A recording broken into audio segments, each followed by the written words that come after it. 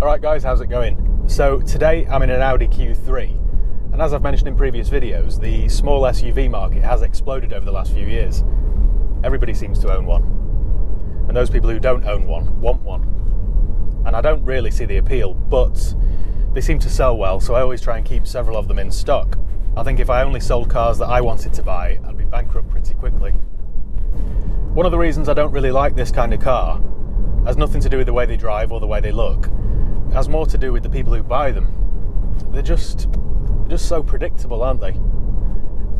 They always seem to be bought by the same kind of people. They're always bought by Mr. and Mrs. Sensible, Mr. and Mrs. Average, who have 2.2 children, and they always seem to have one of those newly built Barratt homes. They just lack any imagination. There are loads of cars out there that they could own, and yet they just buy a Nissan Qashqai. How boring is that? Anyway, I shouldn't judge.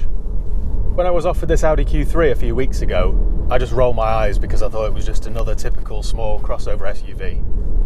But I thought the spec was good, the history was good, and I think the colour's the best, so I bought it knowing that it would sell.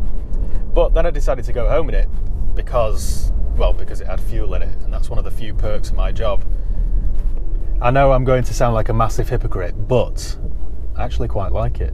I know the styling's a bit iffy. I mean, from the front end I think it looks good. I like the LEDs, I like the grille, I think it looks modern and quite stylish.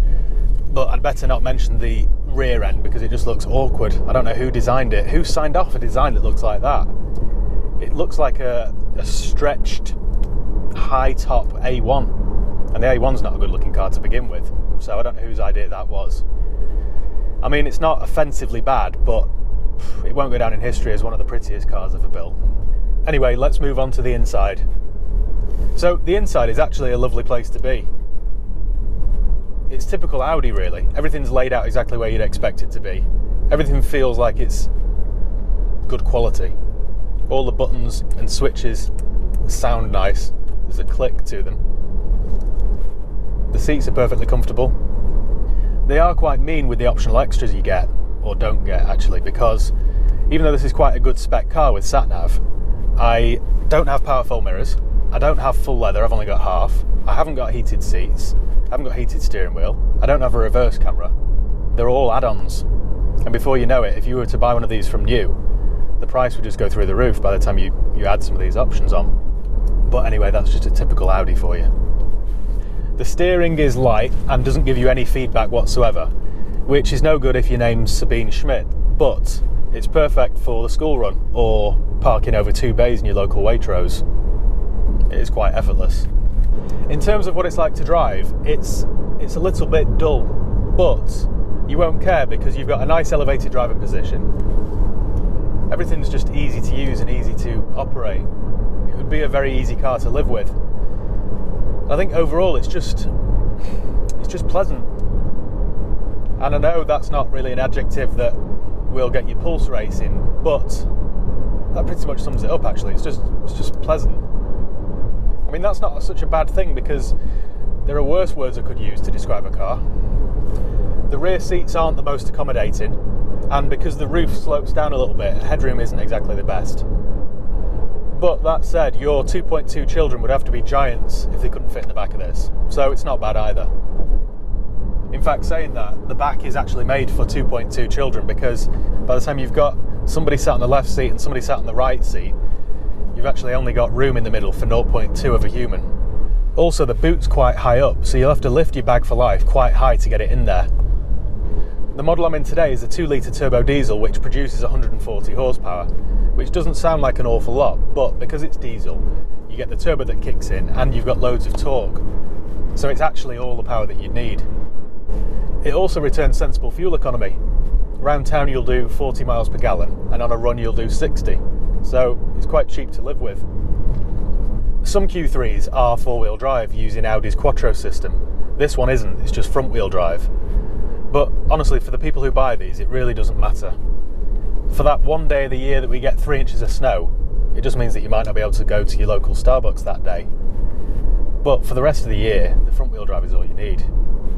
You've still got more ground clearance, so you still have confidence to go up a country track. And another thing, because it's Start, stop. I hate start, stop.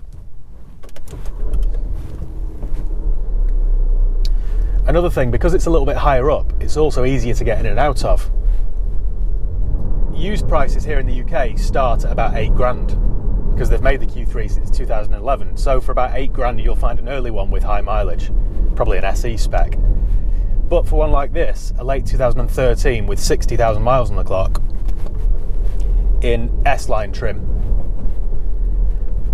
you'll pay about £13,000. So they are more expensive than a Qashqai, but they feel much better. Feels like you're in a prestige car rather than a Nissan.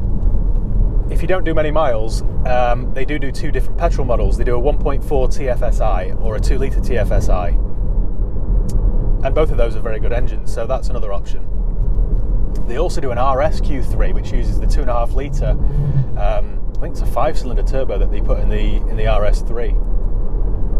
So I've never driven one of those, but I imagine that's pretty insane. I've got a 6-speed manual, but they also do an automatic, which uses Audi's S-Tronic system, which is very good. It's far better than the previous DSG that was available in some models. So the auto is an option if you've only got one leg. So they've been making the Q3 from 2011, and in 2015 they gave it a facelift, but I honestly couldn't tell you the difference. I don't know what that facelift included. And if I can't tell the difference and I'm a total car nerd, then it's not really a premium you should pay. So on to common issues. This is where I normally rant for 5 minutes about what you should look for when buying one. But on the Q3, I can't think of any. I mean, obviously if you're looking for one, just make sure it's got full service history, make sure it's had regular oil changes. If you go for a manual, make sure that when you press your clutch pedal it doesn't rattle. If you're looking at an automatic, make sure it changes gears smoothly.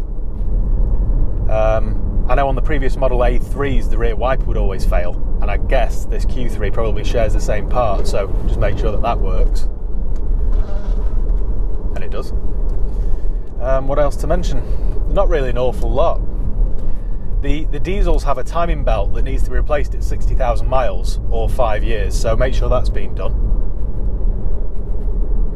Apart from that, they're quite a well-built, robust car.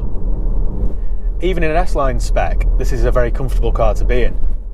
So don't think this is some sort of M-Sport BMW that will shatter your spine, because it won't. Just be careful about the size alloys that you get, because you can buy them with 20-inch wheels, which will ruin the ride.